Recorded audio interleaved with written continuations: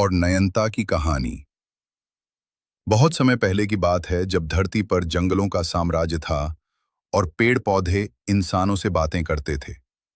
उस समय एक घना और रहस्यमयी जंगल था, सप्तवृक्ष वन। इस जंगल में राजकुमारी अवनीता रहती थी।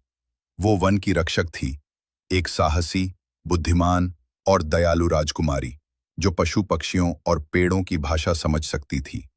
उसके बालों में हरे पत्तों की माला और हाथ में एक जादुई धनुष होता था जिसे प्रकृति वंश कहा जाता था। अवनीता की छोटी बहन थी, राजकुमारी नयनता।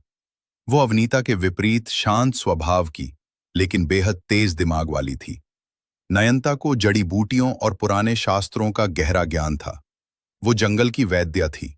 संकट का आरंभ। एक दिन सप्तवृक्ष वन के केंद्र में बसे जीवतरु वृक्ष से धुआं निकलने लगा।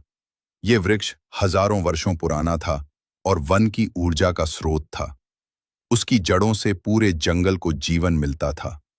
पता चला कि कोई अंधकारमय शक्ति, काल सर्प, जंगल में वापस आ गया है। उसे हजारों साल पहले इसी वृक्ष में बंद किया गया था, लेकिन किसी ने उसकी मुहर तोड़ दी।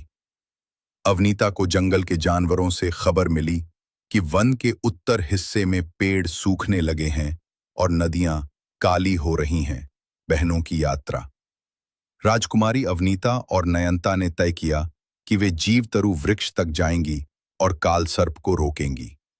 उनकी यात्रा आसान नहीं थी। रास्ते में उन्हें ब्रह्मलोक की झील पार करनी पड़ी, जहां हर पानी की बूंद में झूठी यादें बसती थी। नयनता को अपने माता पिता की झलक दिखाई दी, जो वर्षों पहले खो गए थे, लेकिन अवनीता ने उसे संभाला। फिर वे छायामृत गुफा पहुंची, जहां समय उल्टा चलता था। वहां दोनों बहनों का साहस और विश्वास परखा गया।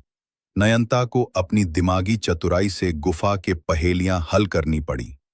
अंतिम संघर्ष। आखिरकार वे जीवतरु वृक्ष पहुंची। वहां काल सर्प अपने काले विष से वृक्ष को मारने की कोशिश कर रहा था। अवनीता ने अपना धनुष उठाया, लेकिन उसका तीर काल सर्प को छू भी नहीं पाया। वो शक्ति अब पुरानी हो गई थी। नयनता को याद आया कि एक आखिरी मंत्र था, प्राण मंत्र, जो केवल बहनों के दिल की एकता से जागता था। दोनों ने मिलकर प्राचीन मंत्र उच्चारित किया और एक दिव्य प्रकाश वृक्ष से उठा। अवनीता का धनुष प्रकाश से भर गया और उसने एक आखिरी तीर चलाया, जो काल सर्प के हृदय में जाकर समा गया। काल सर्प चीत्कार करता हुआ धुएं में बदल गया और जीवतरु वृक्ष फिर से हरा भरा